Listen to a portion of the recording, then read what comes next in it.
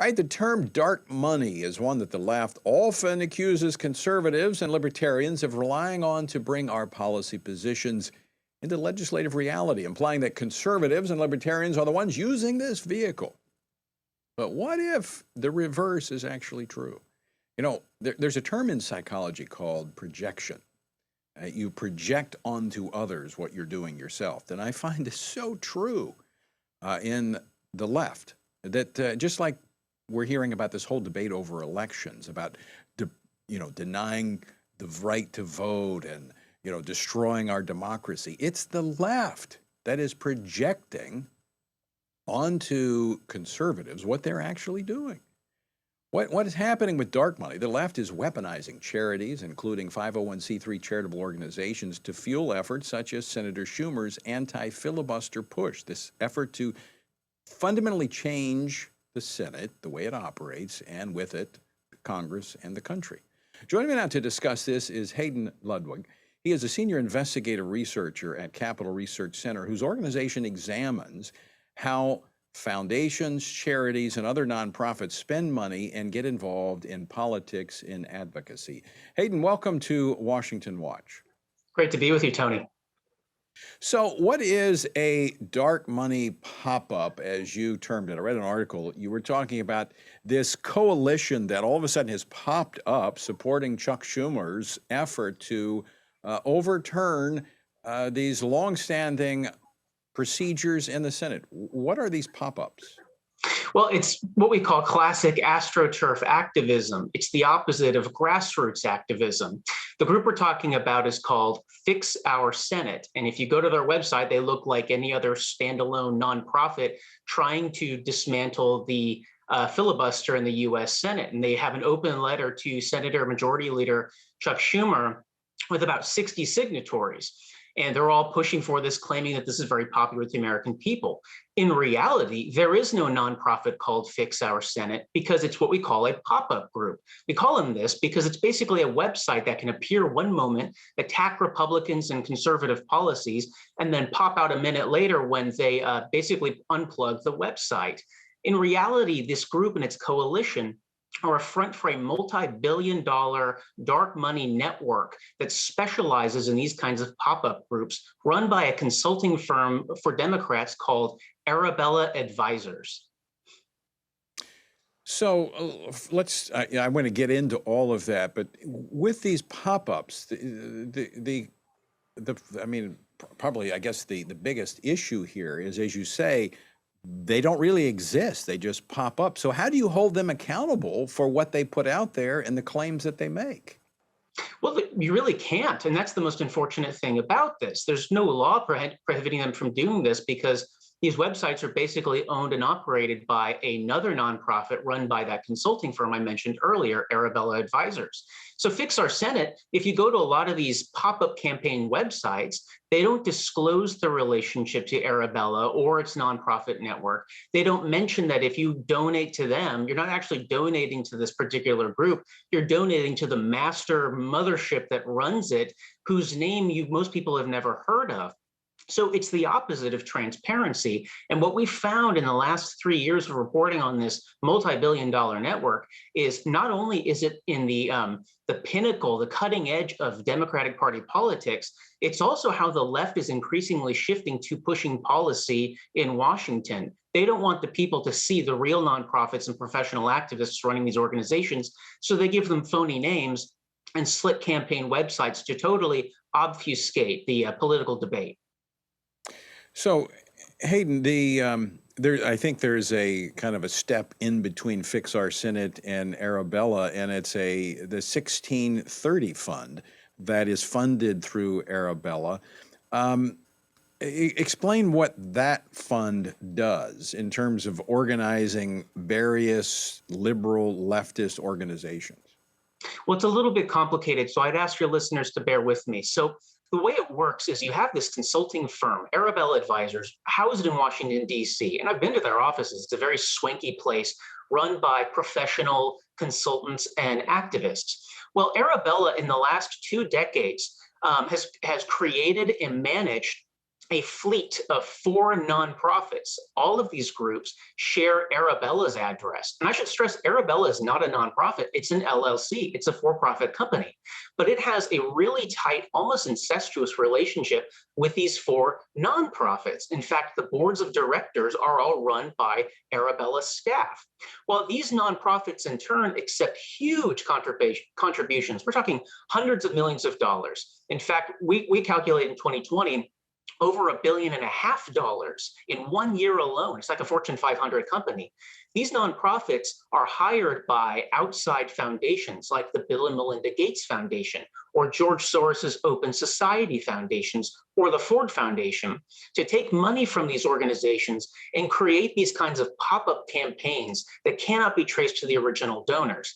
The group you mentioned, the 1630 Fund, is one of the largest in the Arabella network, and we've traced hundreds of these pop-up campaigns working on everything from packing the courts to eliminating the filibuster to pushing Obamacare expansion to attacking Donald Trump and Republican senators in the 2020 election.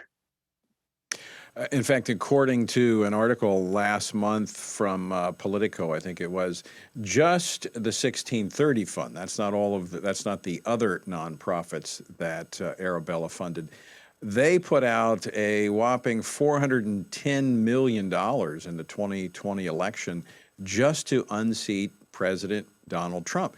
Now, a couple of things to note about this. This is, as I understand, C3 money that is put out there. This is also, as you said, you don't know where it comes from. It's not traceable. This is money coming from the left. This far eclipses even stuff of what the Koch brothers did. Yeah, what we've seen is there's really no comparable beast to the Arabella empire on the conservative side. We've looked around, we've done investigations into this to see who's been doing this before. And my conclusion is this was a scheme dreamed up by Eric Kessler, who's the founder of Arabella Advisors, way back around the year 2000 when he came out of the Clinton administration, where he's working for the Department of the Interior. He came up with this brilliant idea to create these nonprofits, controlled and paying his company, Arabella, massive millions of dollars in consulting fees to run this network, by the way. And it's a brilliant way to basically move money from foundations, which I should point out are usually shy of being perceived as too political. They want to be seen as more highbrow and philanthropic, even though what they fund is usually things like pushing on abortion campaigns, for instance. But they want to be seen as not attached to the politics. So by having this large pass-through composed of these, 501c3 and 501c4 nonprofits that can do limited campaign work, limited political and lobbying work, they can command all of these policy changes on a scale that I've never seen on the conservative side. It's only now that we see any conservative organizations trying to follow suit, but the scale is so much smaller, and they have a 20-year lag on Arabella that it doesn't look like they're ever going to catch up to what the left is doing. So Hayden, a lot of people have heard about George Soros because he has been very open about his funding, and of course, Open Society Foundations, which is his arm. He's one of the big donors, but quite frankly, he is eclipsed by many others, as you said, give hundreds of millions of dollars to this effort. Right. Well, it's interesting. Most people think of the two parties when they think of politics. But part of what their capital research studies is the massive multi-billion dollar strong nonprofit world that operates just outside on the perimeter of the two political parties. And what we've discovered is it's actually much more powerful than either of the two political parties. Not only do they have more money, the left in particular, but they also have a legion of professional activists available round the clock. When before COVID, one of my parts of my job was to actually attend various Supreme Court rallies and protests put on by the left. For instance, those protesting the confirmation of all of President Trump's Supreme Court picks. And what I found is you could see 1,000 different kinds of signs there, and maybe a third of them would belong to a handful of organizations because they're operating by extension. They are these kinds of pop-up campaigns. And the reason I think they do this is there's a lot of strength and being perceived as having, a dozen different friends backing you on this when it's really just two or three. It gives the impression of broad grassroots support for things that are really controversial and extreme, like abolishing the filibuster in the US Senate. And Arabella has made who knows how much money, hundreds of millions of dollars over the last 2 decades, running this kind of, frankly, brilliant and very insidious, very devious kind of political campaigning. So, Hayden, a takeaway from that is that what appears to be organic opposition, as you call astroturf, that this is manufactured, it's funded by just a little network that makes itself look as if it is a big, massive grassroots surge. That's right. I'll give you another example of one of these Arabella groups, a group more people may have heard of called Demand Justice. I actually first encountered these at one of these Supreme Court rallies where I was going undercover trying to discover new organizations like this. And I couldn't find anything about this organization. Their website gave no clear-cut information. The IRS didn't list them as a nonprofit.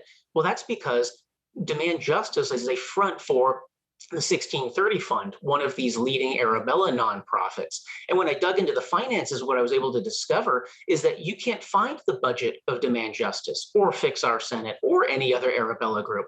Because they operate as a website, their money is lost in the massive coffers of all of these other actual Arabella nonprofits. So that when they report, $400 million that they spent a single year, I can't tell you how much of that money went to this campaign over here or that campaign over there. And that's the brilliance of it. They don't actually own as much as a pen. They don't have a board of directors. They don't have to file any kind of IRS nonprofit disclosures that all nonprofits are required to do. So they're able to do things that most people consider to be political campaigning, electioneering, changing the outcome of elections in a lot of states. But they're able to do this with zero transparency, not even admitting the kind of organizations they are. Two quick questions for you because we're almost out of time. After you've done all of this investigation, what concerns you most, Hayden, about what you found? Well, what concerns me most in general about these things is that most people don't see the weaponization of nonprofits in this country, as you put it so well earlier.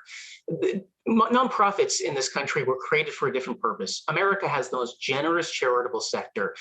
That goes all the way back to the roots of the Reformation and before the American Revolution even.